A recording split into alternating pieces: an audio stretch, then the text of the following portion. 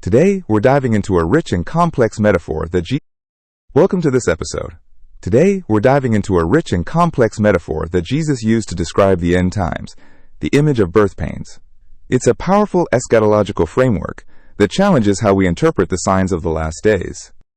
Yeah, it's fascinating because it takes what might seem like random disasters or just bad news and reframes them as purposeful contractions, like labor pains, that signal something new is about to be born. It's not just doom and gloom, it's a process with a clear trajectory.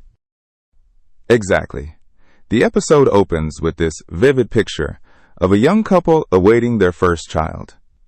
The mother is in labor, and the contractions start mild and far apart, but grow stronger, closer, and more intense. Then she says, "It's time." And the husband's response is crucial.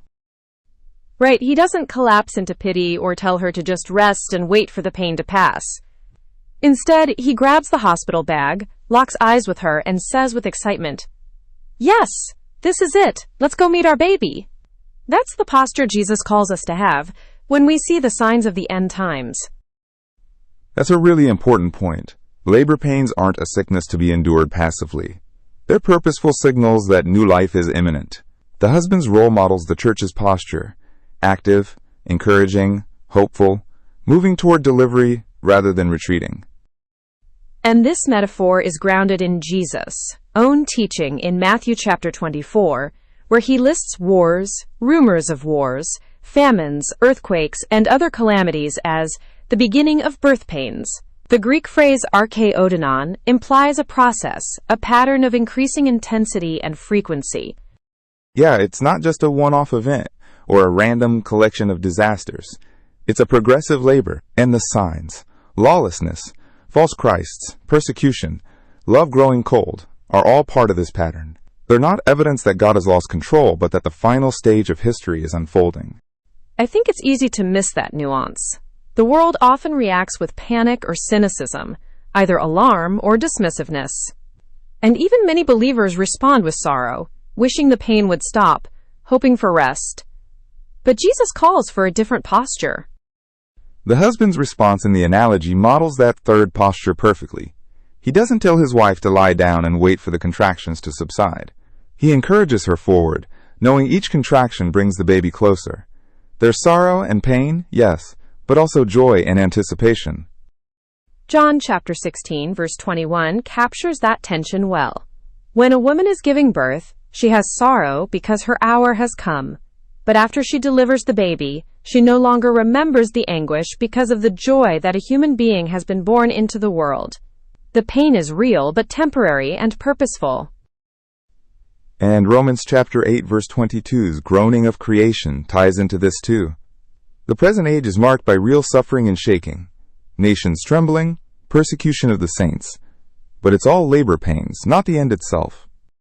So practically speaking, when the contractions grow stronger and closer together, when global events intensify, believers should recognize the hour. They should lift their heads with hope, because redemption is near, as Luke chapter 21 verse 28 says.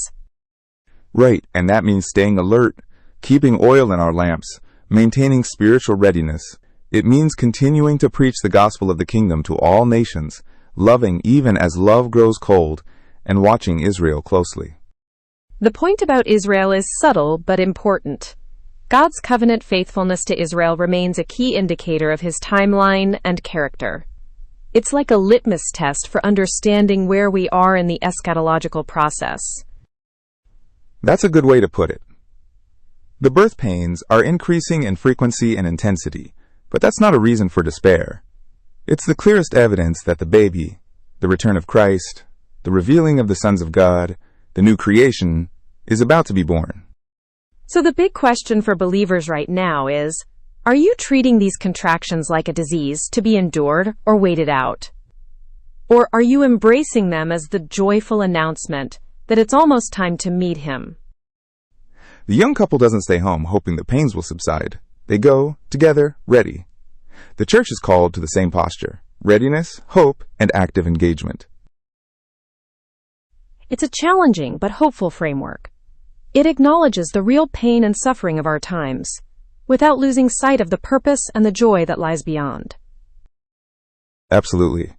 So, to sum up, this metaphor of birth pains invites us to see the signs of the end times not as random chaos, but as a divinely ordained process.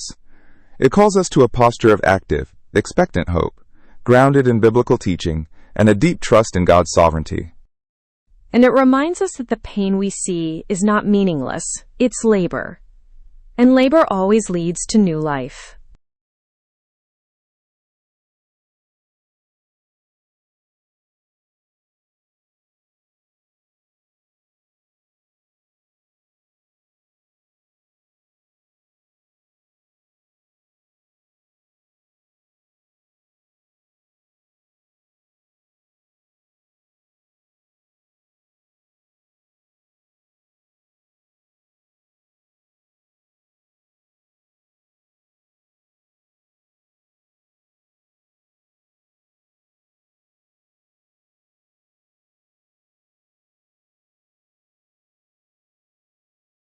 Well said.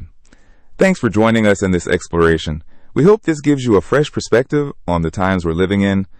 Yeah, thanks for listening. Stay alert, keep the faith, and remember, it's time.